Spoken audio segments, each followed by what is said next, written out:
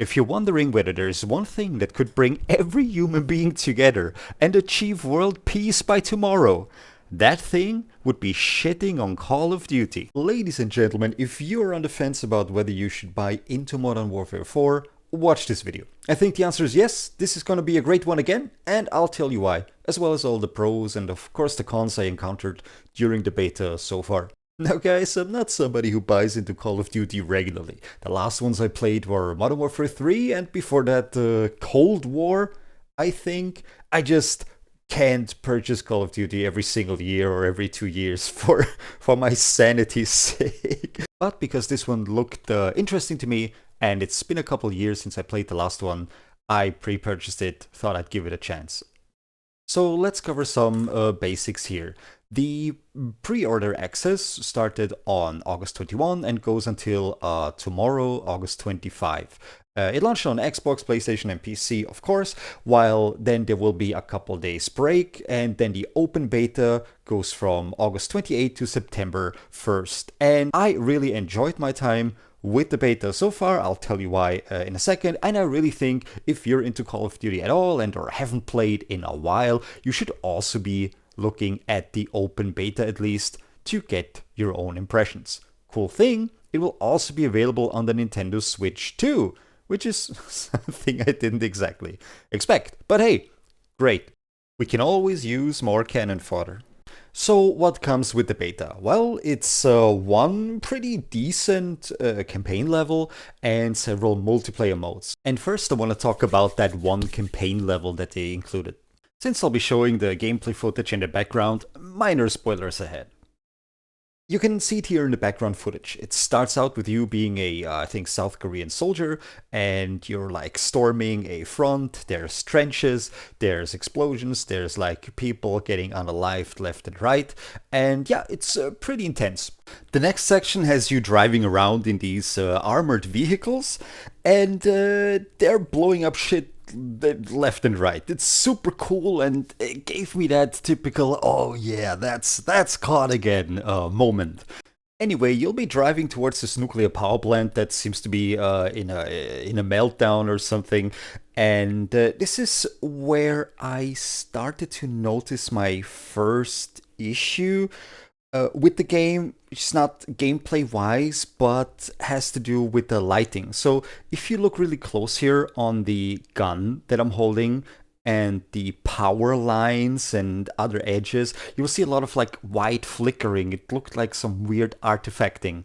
I stopped to look at some objects a little closer, and I kind of cut it out from the video ultimately, but I turned certain settings on and off. FSR, you know, I tried to lower the settings, but ultimately found out it was simply the ray tracing implementation that was causing this sort of like weird glitchy artifacting, and it really annoyed me. So I continued to turn ray tracing off for the rest of the story mission here, and honestly didn't really notice much of a difference anyway, but that's just me. Just so you know, currently it seems to be at least that this implementation at that point in time of ray tracing was somewhat buggy. The last portion of the story mission has you going through that nuclear reactor as it melts down before you ultimately make your escape through the roof. And yeah, that's it for the story mission. I found it cool. I liked the setting. You could tell that the gunplay is nice and tight. The gameplay footage here was recorded in 1440p on maximum settings, first with ray tracing on high in the first section, but then as I proceeded towards the reactor, I saw that we had this weird artifacting, so I turned off ray tracing. And yeah, what do you think about the first mission? And if you have played it already, what were your thoughts? Are you excited to play it when the free beta comes out later? Let me know down below. Now, right after the story mission ends, we're getting this ball slapper of an introduction trailer, which in good old Call of Duty fashion is very well done. Enjoy.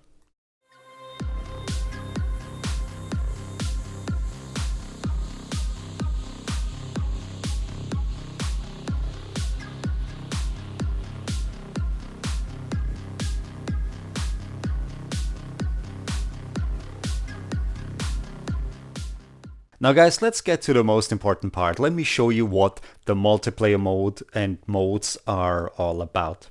So this is your starting menu where you see you have the multiplayer mode, the campaign, and your basically pre-order status, or you can just quit the game.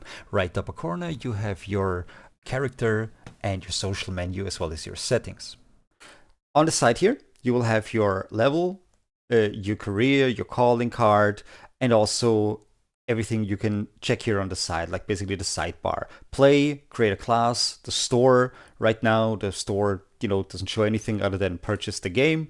Exit multiplayer, quit the desktop, and that's that. Now, obviously, create a class comes with like 3 custom classes that you can unlock. I think they're unlocked at level 4 or so, but once you are in-game, you can also choose from pre-made classes. I like that the menu is, pretty sleek, pretty easy to see and understand. You can rotate your character. Fantastic. And as for custom classes, pretty much what you would expect. You have the option to go to Gunsmith and change your loadout as you see fit, whatever you have unlocked so far. But you can also go by pre-made builds. This is not unlocked yet. Unlocks at level 30, which I think we can reach starting from this week. The maps that we have so far. Cachette in France. Couple of houses, a couple of boxes to hide. I like it. It's pretty nice. Lotus just launched today. I still need to play it. Rooftops is lovely as well. Silkworm, lovely. Not a bad map. It has like a big courtyard kind of. Like you run around on the outside, and then there's like a middle section where you can cut through. And then Transit is basically like your really small map, kind of like Rust or Nuketown. Quick Play consists of several modes that you can like toggle on or off. We have our classic Team Deathmatch, 6v6, Domination, 6v6, Kill Confirmed, and Hardpoint. But it's pretty cool that you can like, I guess as usual, toggle them on or off. You have a couple of featured modes. The Open Mosh Pit, which basically is the same as Quick Play, just comes with several predefined game modes. As you can see, it's basically all the same that I have chosen in Quick Play before. In Kill Block, you get random weapons assigned, and you can play Kill Block either with small teams, like probably pretty cool for like you and 2 friends, or in bigger teams. And the maps are equally properly sized. They're smaller. You run around with those predefined weapons and try to get some kills, kill the enemy team before they kill you. If the time runs out, it will be like a place where there's a flag where you then need to basically go and kill the enemies or, capture the flag. This is so to concentrate the gunfight into one final place to make the round end. Inflation is another game mode that you can play with up to 12 players here, 6v6. And was the one that I found the weirdest so far, to be honest, because like you get kills for, you get cash for a kill, and you want to obviously get as many kills as possible and stack up that cash. Now, when you die, you will lose some of that cash, and other players can then pick that cash up, and it basically becomes a hunt for the player with the most cash on them. There are markers that kind of indicate who has the most cash at the moment, who's an MVP, and so on. Yeah, the mode wasn't really for me, to be honest. Transit 213 is a really small, super dense action-packed map. I guess comparable to Nuketown, comparable to Rust. You have some lanes left and right, and then you have middle lane as well, kind of like covered by 2 buses. It really reminds me of the center of Nuketown, but that's just my take. But it's a small and fast-paced map. And then, last but not least, one of my favorite additions right here is the mobility course. The mobility course allows you, and I'll show you some footage in the background, to compete in some pre-made courses where you have to jump and sprint and dive and shoot targets on the way. And it was really cool. They had three difficulties. They had like the easy, the moderate, and then the hard one. The hard one would make you like earn an emblem. Another thing to say about this, like I'm excited to see what other mobility courses they will add in the future. I thought about maybe having community-made courses, but not sure if that's even possible. Probably not. However, the courses that they have added so far, they were fun and nice. There's different routes to explore to make sure that encourage you to find the fastest route possible to earn that S rank. The added challenge with shooting targets while you're running is pretty cool, and I overall really enjoyed the mobility course. So all of this is pretty much standard cookie cutter Call of Duty stuff, with the exception of maybe a new mode or two. Now let's get into the good and the bad, because there's a couple of really solid things that stood out to me, and several negatives that just need to be mentioned. I feel like the gunplay is really solid, the maps are pretty good so far, and I'm excited to see what's next. The game feels pretty good in terms of speed and mobility. I'm also happy that they removed this omnidirectional movement that you got to know from the previous CoD entries, which was really weird and difficult for me to even wrap my head around, so I'm glad that's gone. As for some neutral stuff, I personally feel like the time to kill is a bit too quick for my taste, but well, what do I know, I'm just a noob to be honest, but they might need to fix some of the balancing between guns in the final version of the game. But, and that's a huge but, let's get to the negatives, because there are some. So creating a new class is somewhat confusing to me, because every time I click on my primary weapon, I would expect to see a list of the weapons and the respective attachments that I've created so far, and they are there on the right side on the builds. But every time you click on the weapon normally, just wanting to choose it and then go to Gunsmith, you're basically creating a new preset. You catch my drift? Just have a look here. It's a little confusing to me. But, it might just be something to get used to. It's really something small. Further, some of my daily challenges didn't reset after 24 hours, which was weird, and I think it might have just been a little buggy. Locked where to actually find that attachment, the weapon charm, the calling card, or whatever, and I just didn't know where to look. I'm sorry, it's just confusing. I think this could be done better. On another note, the mobility course, which is a purely single-player thing to do, requires an online connection. I literally need to connect to a server to start my parkour run and going for times. Why is that necessary? In a complete version, there's probably going to be some global rankings, so your times will need to be uploaded to some kind of server in the end, but having it connect to a lobby while I just want to do these parkour courses on my own is super weird, and I don't like it at all.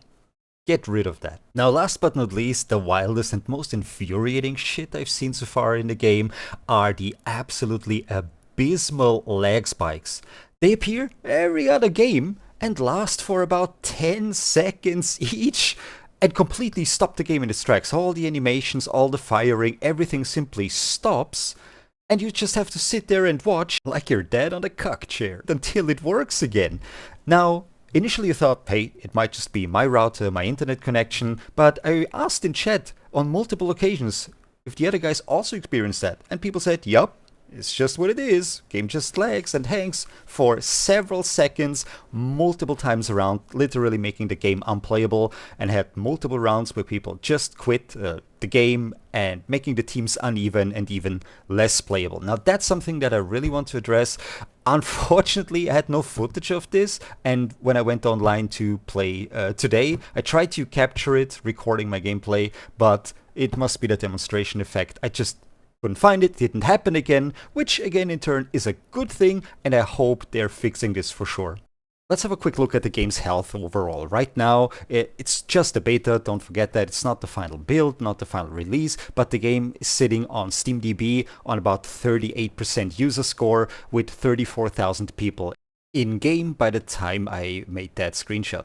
And to be fair, those are pretty poor numbers for a newly released Call of Duty game.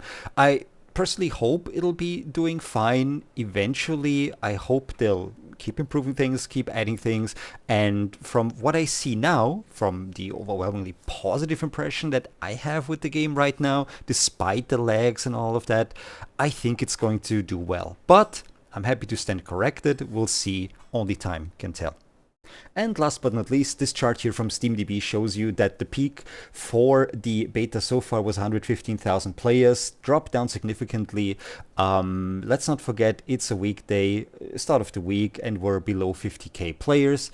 Personally, I hope this will improve over time. Let's see what the open beta brings to the game.